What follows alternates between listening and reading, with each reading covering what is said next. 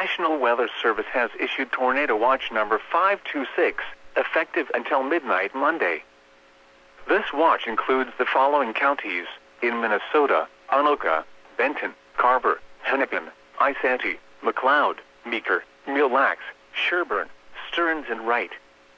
Remember, a tornado watch means the conditions are favorable for the development of severe weather, including tornadoes, large hail, and damaging winds, in and close to the watch area.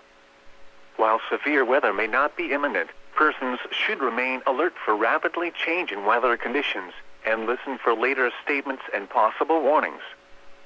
Stay tuned to NOAA weather radio, commercial radio and television outlets, or internet sources for the latest severe weather information.